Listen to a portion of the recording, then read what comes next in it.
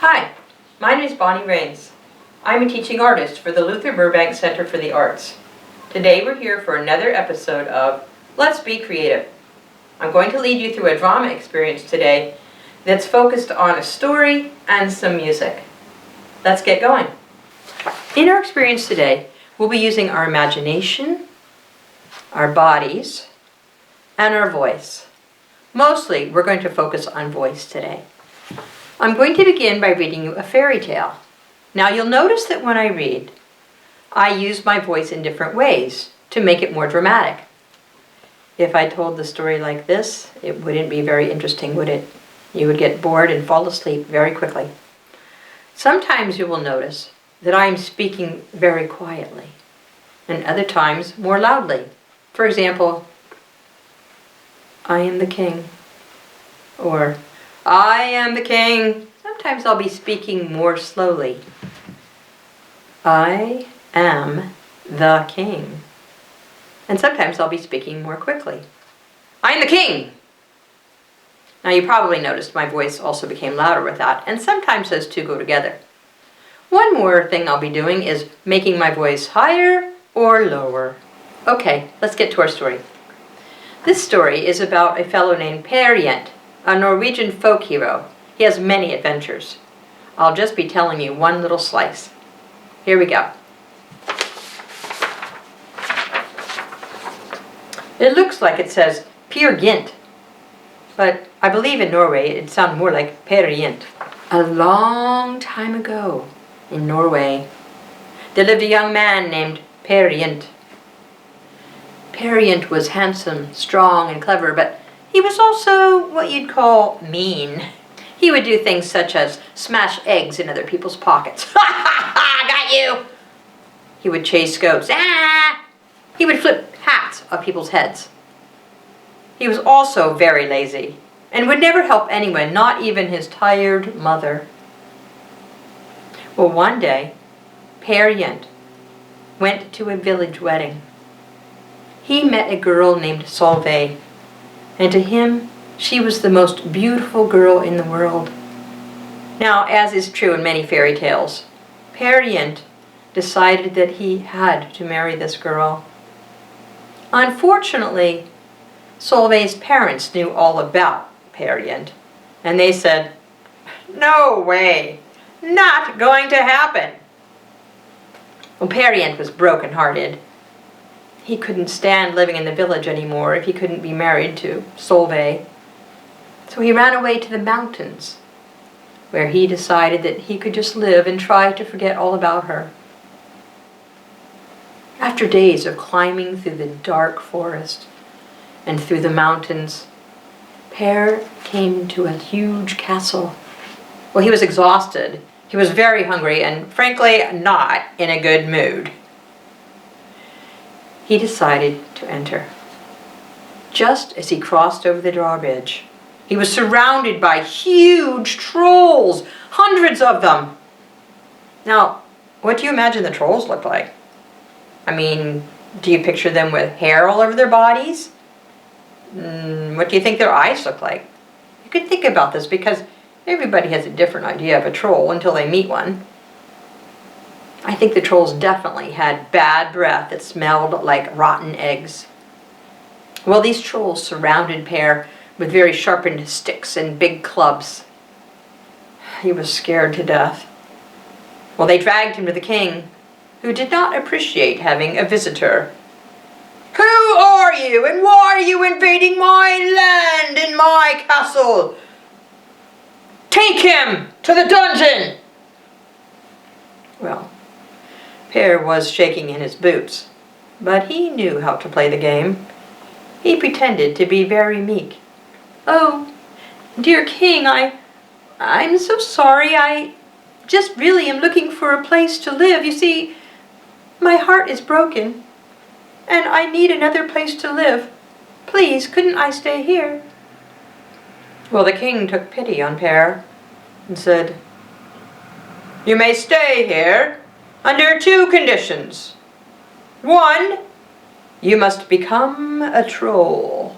And 2, you must marry my daughter Anitra."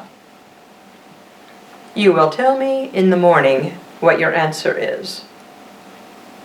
Well, Peer went to sleep that night and woke in the middle thinking, what was he going to do? And he thought to himself, well, Anitra is very pretty. Not as pretty as Solvay, but still. And I like it here in the mountains. But I really don't want to be a troll. But how to tell the king? No, I don't want to do this. I better just sneak away in the darkness of night. And so it was decided. Well, before he left, Peer filled his pockets with gold and jewel from the king. As he crept quietly out of his room, tiptoeing, he was almost to the drawbridge. But suddenly, he was surrounded by the trolls who were hiding around every corner. A chase began as Peer frantically began to try to escape. He ran up and down stairs, down dark hallways lit only by firelight. There was yelling and chasing and the sound of footsteps louder and faster. Just as Peer was about to cross the drawbridge, the trolls pounced on him. They found the jewel and the gold in his pockets. And they dragged him all the way to the king, kicking and screaming. Well, the king was very angry, and he had Peer thrown into the dungeon immediately. Well, after a long period of time, after Peer became very, very bored, very tired of bad food, he finally decided he would be willing to marry Anitra. And that story will be told another day. And that is our fairy tale about Peer Gynt. What's especially interesting about this fairy tale is that 150 years ago, a playwright named Henrik Ibsen decided to write a play about it. He wrote a 5-act play, all written in poetic verse. Then he went to his friend, Edvard Grieg, who was a composer of music, and said, I want you to write some music to go with my play. Edvard agreed. Do you remember how in the story we talked about using voice in different ways to make the story more dramatic? Being softer or louder, being slower or faster, being low or high. Well, guess what? In music, composers do the same thing, but they use music to do it instead of words. Now you can sing to it, but many times music is composed with instruments, and the instruments can be used in a way that will create the drama just in the way that words will. On the chart next to me, you'll see that there are a number of elements. We're going to focus today just on 3 of them. Dynamics is the part that talks about the loudness of the music. The music can be very quiet.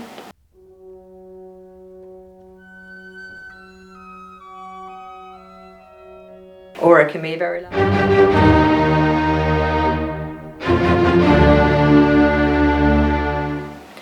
The next part we're going to talk about is the slow to fast part. That music word is called the tempo. Here's an excerpt that is slow.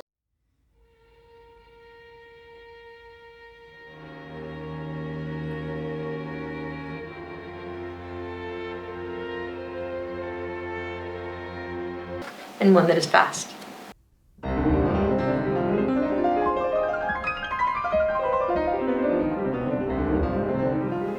A third element we're going to focus on is pitch. How low the tone is or how high. These can go together to form the melody.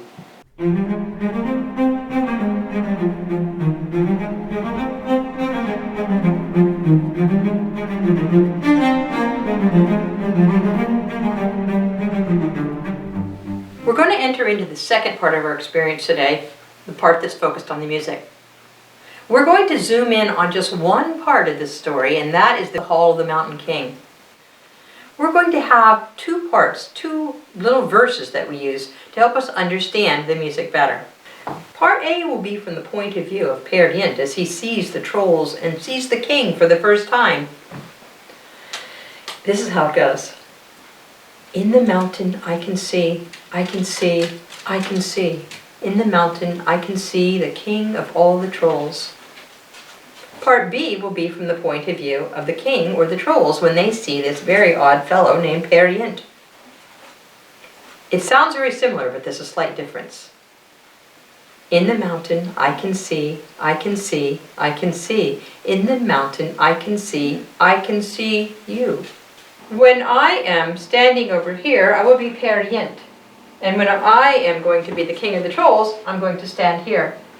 If you're by yourself, you get to play both parts as well. But if you have more than one of you, take turns and face each other. In the mountain I can see, I can see, I can see. In the mountain I can see the king of all the trolls. In the mountain I can see, I can see, I can see. In the mountain I can see the king of all the trolls. In the mountain I can see, I can see, I can see. In the mountain I can see you.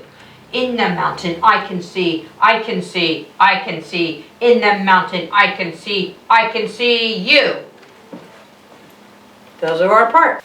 Now musicians often write their pieces of music with patterns. So you need to follow the chart to know how many times to say the line.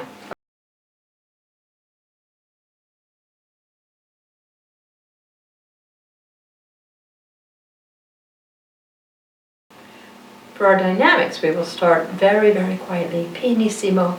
We will end very loud, forte. For our tempo, we will begin very, very slowly, largo, and we'll end very fast, presto. Now I know we focus on voice today, but be sure to use your body because it'll make it easier to make your voice go with it. Make your strong facial expressions. This will increase the drama of the piece. When we get to part C, the very end, it gets very chaotic. Just follow my lead. We all do it together. When you're being part A, you're acting. And when you're part B and you're not on, I want you to freeze. So only be moving during your part. It's impossible if you're playing both parts, but it makes it more dramatic, especially if you're showing it to someone else. Now we're ready to bring together our verse with Edvard Grieg's Hall of the Mountain King. Are you ready? In the mountain I can see, I can see, I can see. In the mountain I can see the king of all the trolls. In the mountain I can see, I can see, I can see. In the mountain I can see the king of all the trolls. In the mountain I can see, I can see, I can see. In the mountain I can see you. In the mountain I can see, I can see, I can see. In the mountain I can see you. In the mountain I can see, I can see, I can see. In the mountain I can see the king of all the trolls. In the mountain I can see, I can see, I can see. In the mountain I can see the king of all the trolls. In the mountain I can see, I can see, I can see. In the mountain I can see the king of all the trolls. In the mountain I can see, I can see, I can see. In the mountain I can see the king of all the trolls. In the mountain I can see, I can see, I can see. In the mountain I can see you. In the mountain I can see, I can see, I can see. In the mountain I can see you. In the mountain I can see, I can see, I can see. In the mountain I can see the king of all the trolls. In the mountain I can see, I can see, I can see. In the mountain I can see the king of all the trolls. In the mountain I can see, I can see, I can see. In the mountain I can see the king of all the trolls. In the mountain I can see, I can see, I can see. In the mountain I can see the king of all the trolls. In the mountain I can see, I can see, I can see. In the mountain I can see, I can see you. In the mountain I can see, I can see, I can see. In the mountain I can see, I can see you. In the mountain I can see, I can see, I can see. In the mountain I can see, I can see. In the mountain I can see, I can see, I can see. In the mountain I can see, I can see.